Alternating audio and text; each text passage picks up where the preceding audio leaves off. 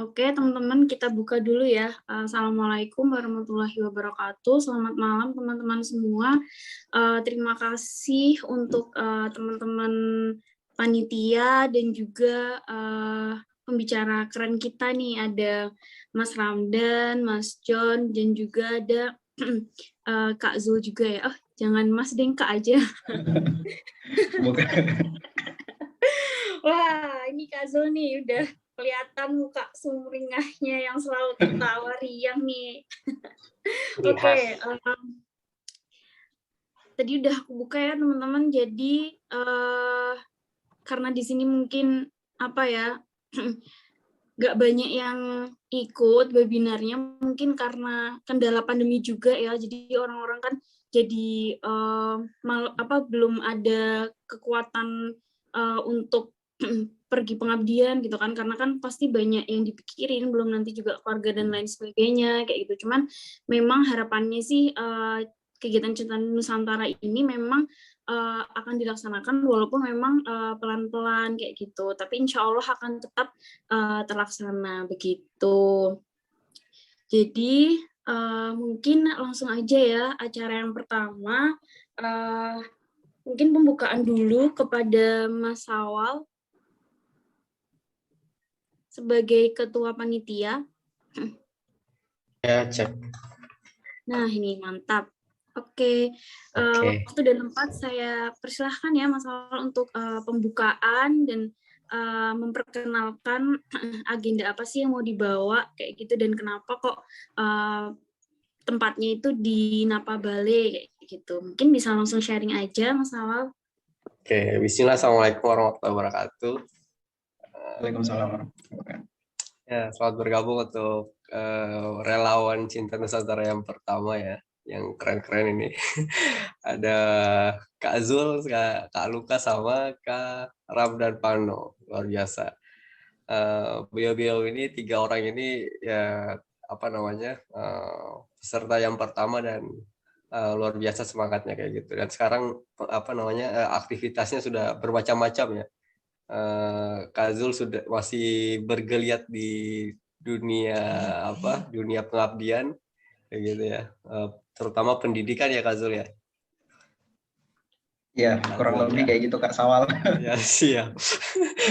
Kalau Kak Lukas ini lagi di kerja ya di Aksiata di mana?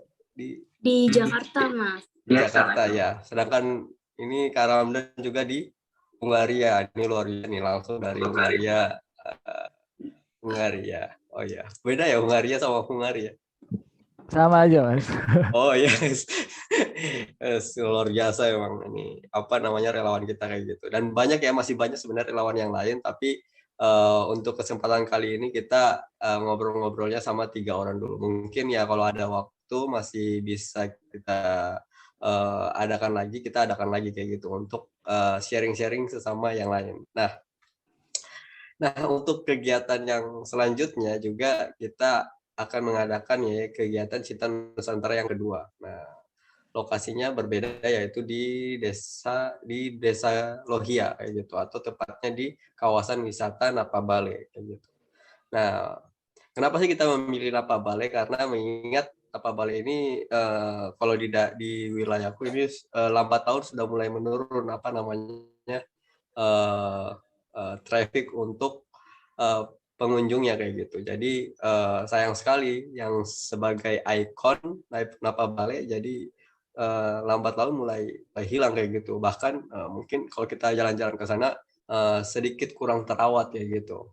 Nah, apalagi di sana ada pedagang, ada usaha kapal kayak gitu, terus ada usaha rumput laut kayak gitu. Nah, pikir-pikir kami bagaimana kalau kita tidak mengembangkan di sana, atau kita explore lah kayak gitu. Nah, dengan mengadakan Cinta Nusantara yang kedua. Tentunya tidak dengan pemikiran kita sendiri, tapi kita mengajak orang-orang hebat di luar sana yang bisa turut serta untuk ikut berkontribusi kayak gitu, atau lebih tepatnya membantu kami untuk menghidupkan pariwisata di daerah kami, atau lebih tepatnya menghidupkan pariwisata di Indonesia kayak gitu. Nah, atau dunia pengabdian. Nah, itulah kenapa kami memilih di Napa Bale. sebenarnya ini sudah lama vakum ya, dari 4 tahun yang lalu lebih tepatnya. Ini luar biasa ya, 4 tahun yang lalu, tapi sekarang kami merasa wah ini kita perlu lagi nih untuk mengadakan Cinta Nusantara yang kedua, makanya kita adakan lagi. Nah, tantangan kita pada kali ini adalah pandemi kayak gitu. Ini tantangan yang luar biasa ya. Tidak sama seperti dulu, itu kita membuka itu luar biasa kayak gitu, antusiasmenya luar biasa. Sampai pendaftarnya itu kita kebingungan sendiri untuk memilih siapa kayak gitu sebagai yang lolos untuk kegiatan Cinta Nusantara yang pertama. Nah, mungkin pandemi ini kita harus lebih ekstra untuk promosinya kayak gitu. Makanya kami juga mengajak teman-teman relawan untuk Mas Kak Zul ya sudah buat video juga, Kak Ramdan juga sudah buat video untuk mengajak kayak gitu ya kegiatan Cinta Nusantara kayak gitu. Nah, harapan kami memang makin banyak yang ikut, makin banyak pemikiran-pemikiran yang berbeda. Nah, untuk kegiatan Cinta Nusantara yang kedua, kami fokusnya itu di bagian pengolahan rumput laut, dan yang kedua adalah desain pariwisata di Napabale kayak gitu. Pengolahan rumput laut tentunya kami mencari relawan-relawan yang mempunyai spesifikasi pengalaman di bidang rumput laut kayak gitu. Karena di sana rumput laut hanya sekedar dijual mentahan kayak gitu. Mungkin kita bisa inovasi untuk pengolahan dalam lingkup industri rumahan kayak gitu. Sedangkan untuk pengolahan wisata, kami lihat di sana masih belum ada kelompok-kelompok wisata, kelompok-kelompok atau lebih tepatnya kelompok yang sadar wisata atau organisasi yang terbentuk, ada ketuanya, ada manajemennya, ada cash flow-nya kayak gitu. Jadi lengkap kayak gitu pasti organisasinya, sehingga suasana itu hidup kayak gitu di sana. Nah, mungkin kami butuh juga relawan-relawan yang memang cermat di bidang pariwisata, sehingga bisa membantu kami memanajemen warga-warga di sana untuk bisa memanage sendiri wisatanya itu akan dibawa ke arah mana kayak gitu. Tujuannya. Nah, mungkin itu yang menjadi garis besar di kegiatan kita di Cinta Nusantara kedua kayak gitu. Nah, mungkin lebih lengkapnya nanti kita diskusi-diskusi pengalaman-pengalaman Kak Zul, Kak John, sama Kak Ram, dan mungkin ada inspirasi-inspirasi baru yang bisa kita terapkan di kawasan Napabale kayak gitu. Oke, mungkin itu saja Aska. Terima kasih untuk kesempatannya. Oke, terima kasih Kak Sawal ya yang sudah memberikan sambutan serta pembukaan. Oke, selanjutnya yaitu sambutan dari Kak Kabir yang mau sharing juga nih. Nah, kebetulan ide untuk Cinta Nusantara kedua ini adalah dari Kak Kabir gitu. Mungkin karena semangatnya yang tinggi juga setelah menjadi ASN ya di Raha kayak gitu, mungkin menemukan berbagai peluang gitu untuk mengembangkan di daerahnya gitu. Oke, langsung aja Kak Kabir, monggo dipersilahkan. Oke, terima kasih Mbak Aska. Baik, mohon izin Bang Kimo, kemudian Bang Lukas dan Ramdan Pano yang lagi di Hungaria ya. Jadi mungkin kalau misalnya disampaikan seperti Aska tadi sampaikan begitu kan, sebenarnya justru idenya ini lahir dari Aska sih sebenarnya. Jadi kan kebetulan Mbak Aska ini adalah teman KKN saya waktu itu. Nah, dia sampaikan, saya punya mimpi nih, punya mimpi untuk keliling Indonesia, tapi tidak hanya sekedar melihat keindahannya, tidak hanya sekedar berkeliling, tapi juga bagaimana bisa memberikan dampak begitu, bagaimana bisa memberikan sesuatu walaupun singkat, tapi paling tidak ada yang membekas begitu bagi masyarakat yang kita datangi begitu. Nah, kebetulan waktu itu saya juga bergabung di sebuah komunitas lokal di Sulawesi Tenggara, Kabupaten Muna. Akhirnya pada saat itu ya sudah saya nangkap idenya, kita coba diskusi dari hal-hal yang mungkin nongkrong-nongkrong biasa sebenarnya cuma cerita-cerita. Pada akhirnya kemudian teman-teman juga menyambut, teman-teman di Muna pada khususnya begitu mereka menyambut, ya sudah kita coba inisiasilah. Waktu itu namanya Cinta Nusantara begitu, karena kan sebenarnya yang mau jadi sasaran kita itu bukan hanya di Muna, tapi seluruh Indonesia begitu. Nah, makanya mungkin kalau misalnya teman-teman di sini berkenan mungkin mau juga untuk menawarkan lokasinya atau tempat tinggalnya untuk menyelenggarakan kegiatan ini, mungkin bisa saja begitu ke depan kita lakukan atau tahun depan kita laksanakan di tempat lain, misal di Papua atau di Kalimantan atau di Sumatera.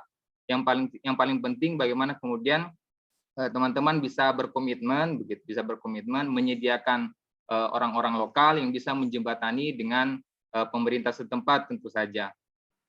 Nah, kalau misalnya difikirkan misal ini ngapain sih kita turun cuma 7 hari, apa sih yang bisa kita berikan begitu. Mungkin teman-teman juga bertanya-tanya, apa sih yang bisa kita berikan hanya dalam waktu singkat gitu kan. Tapi paling tidak begini, ada orang-orang di luar sana mungkin hanya dalam butuh waktu 1 malam saja untuk bisa berubah begitu. Bisa berubah pikirannya, bisa berubah sikapnya, tingkah lakunya dan sebagainya begitu. Apalagi kita punya waktu 7 hari. 7 hari untuk berinteraksi dengan masyarakat lokal yang mungkin selama ini mereka tidak pernah mengenal Bang Kimo sebelumnya dengan berbagai macam latar belakang di belakangnya begitu kan. Kemudian juga Bang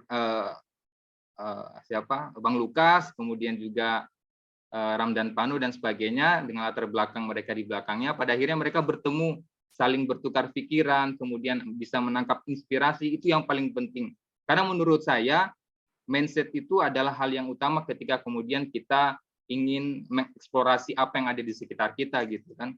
Kalau misal mindset kita, pola berpikir kita sudah bagus, maka tentu saja berbagai macam potensi yang ada di sekitar kita itu bisa kita maksimalkan lagi begitu.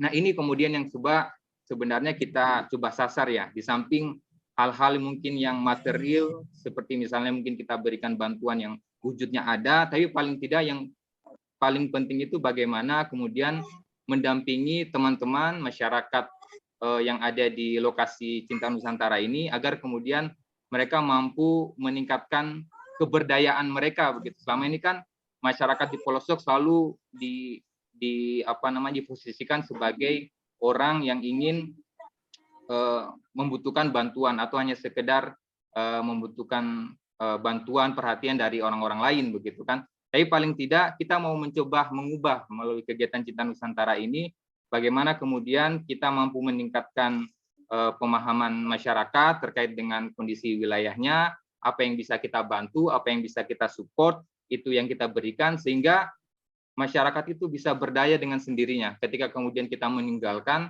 mereka sudah tahu nih, oh saya mau ngapain nih untuk wilayah saya di desa saya begitu. Oh ya saya harus melakukan ini dan sebagainya. Nah itu sebenarnya yang mau kita coba wujudkan begitu dengan hadirnya para relawan yang punya latar belakang beragam dan sebagainya dari berbagai macam daerah di Indonesia.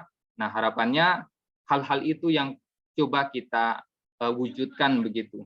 Kita mungkin tidak bisa memberikan bantuan dalam hal yang wujudnya itu betul-betul nyata dan bisa dirasakan betul-betul oleh masyarakat begitu. Tapi paling tidak dengan waktu 7 hari kita melakukan pengabdian itu, paling tidak ada nilai-nilai yang bisa kita berikan, pun kita sebagai relawan juga bisa belajar terkait dengan kondisi masyarakat di pedesaan itu seperti apa sih tipikalnya gitu kan. Terus apa yang bisa kita lakukan, apa yang bisa kita berikan, apa yang bisa kita ajarkan, inspirasi apa, nilai sebagainya, sehingga mereka bisa mengenal diri mereka sendiri, bisa mengenal wilayah mereka sendiri, sehingga ke depan yang diharapkan adalah bagaimana pola pikir tadi itu bisa meningkatkan kemampuan mereka untuk mengelola wilayahnya sendiri, dan harapannya ini bisa betul-betul membantu masyarakat untuk berkembang menuju arah yang lebih baik.